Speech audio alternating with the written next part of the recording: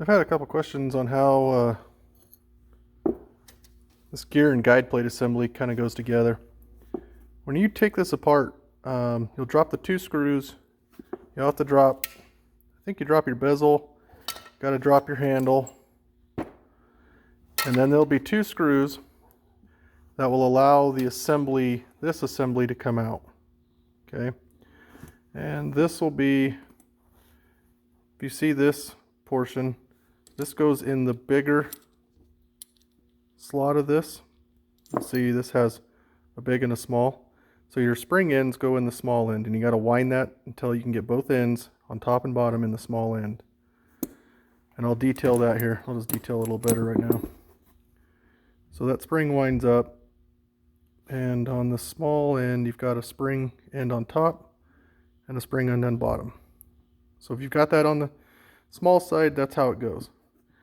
I honestly can't tell you what that spring does. To me, it doesn't seem to do anything. So I'm not real sure, to be honest with you. Unless I've got it put together wrong, which is highly possible. So when you get this out, this will be in here. And your gear will actually, see the flats on it? Your gear will be pressed into this washer. I don't know if it's so much pressed as they appear to stake it. You can kind of see a stake mark on the top there. Now these two parts didn't come together. This is my original gear. This washer is back in my car with a new gear that I made. And then this gear came out of this plate came out of another car, which I sold the original gear.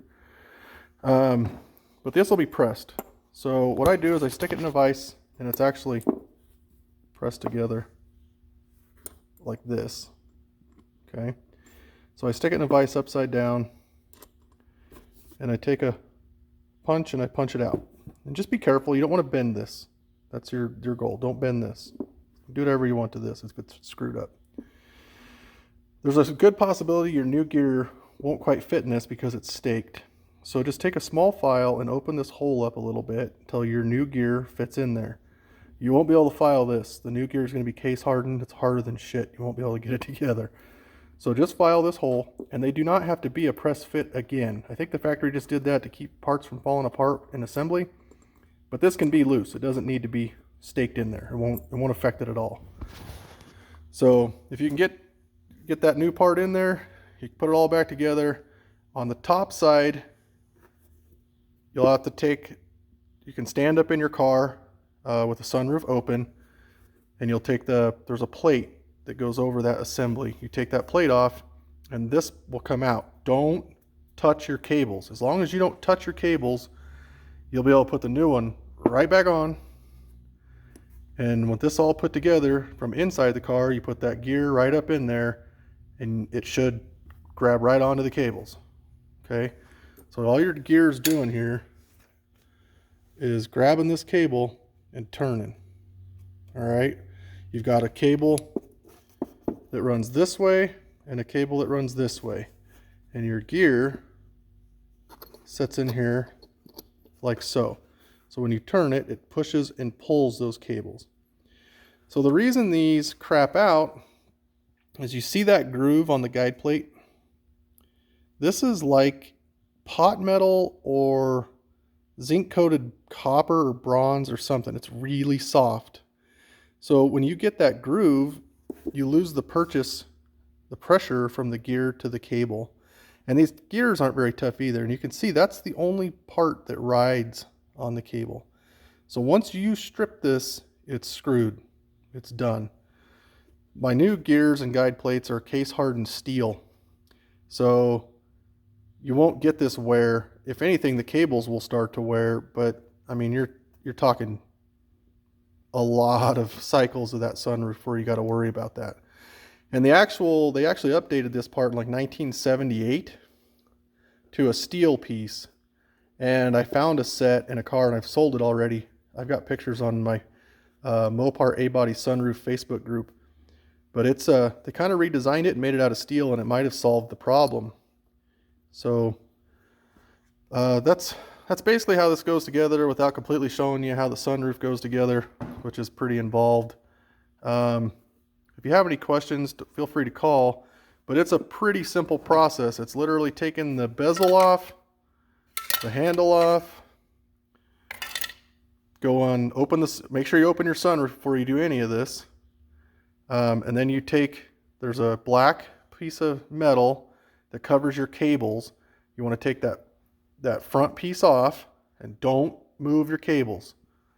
This piece will be upside down like this. You pull it off, put the new one back on, make sure your cables index inside the grooves.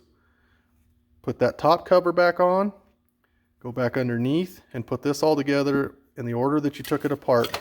There's actually another washer here. I don't know why, a spacer or something. And you should be back together and it should be as good as new. One thing to do if your sunroof is super tough to move, you might have to disassemble the sunroof and take these cables out and re-grease them. And I use, it's called Sill Glide from Napa, and it's pretty close to what they used from the factory. You got to be careful not to get these too clean because there's a felt inside them, I think, that basically holds grease. And if you scrub them too hard, you'll kind of take that felt out. I kind of did it there. You kind of see the difference. But that's just to hold grease, I think.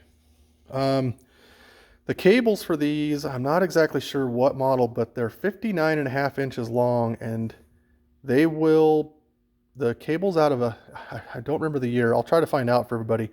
There's like a upper 70s or mid 70s VW Super Beetle that uses the exact same cable system. So if you can't find cables, get on eBay, find one for a Super Beetle that has this end mechanism on it, and just message them and find out how long they are. If they're 59.5 inches long, you're golden. They're the same cable. They'll work. So, like I said, I'll post this on the Mopar A-Body sunroof page, but I'll post it on YouTube so it's a shareable link. And if you guys have any questions on how this goes together, I can show you better once I get the sunroof tray, which is right there back in the old Dart. Hopefully soon we'll get to working on this, but yeah, if I get that back in the car, I can show you kind of more in depth on how to replace it from inside the car, but it's pretty straightforward. So if you got any questions, feel free to ask. Thanks.